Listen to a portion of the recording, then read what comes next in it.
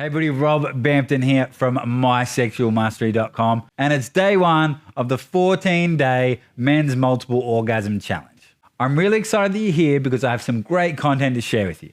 Did you know that the average man lasts about 5 minutes in bed before he ejaculates? That's quite disappointing for everyone involved. This challenge is here to teach you the practices that will help you to gain control over your ejaculation that will allow you to step into a completely different arena of sexual mastery and become a multi-orgasmic man.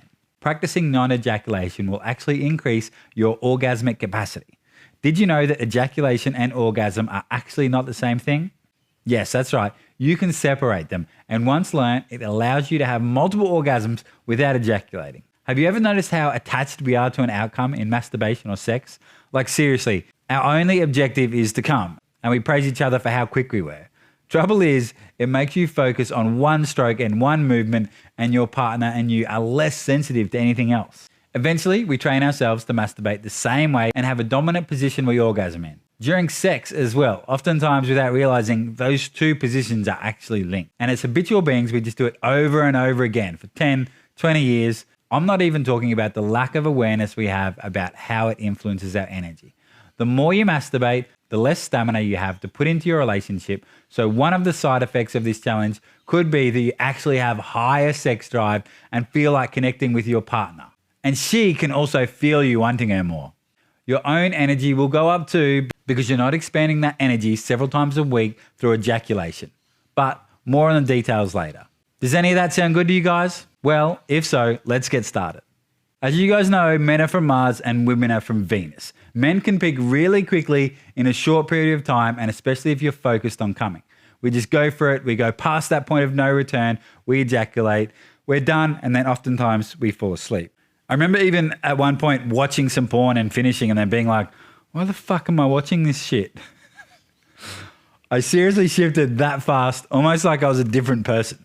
Okay, let's introduce the first of our daily tasks.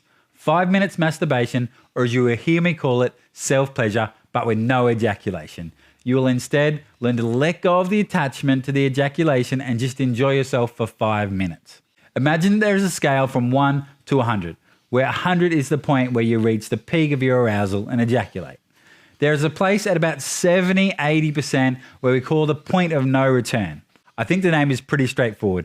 Once you cross that point, it's game over, my friend.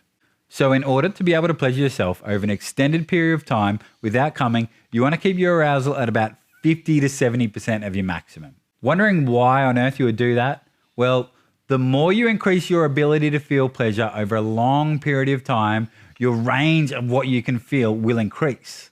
So eventually, what is now your 100% will be your 60%. The max pleasure you can feel will expand. So forget the short-term outcome and focus on the benefits of the long-term. As I said, today's practice is 5 minutes without ejaculation. Go pleasure yourself. Keep sitting in that 60% of your maximum. Whenever you feel you're going too high, just take a second, slow down and relax, then continue again. This practice will be your ongoing task for the first week. 5 minutes every day, and in the second week, we jump up to 10.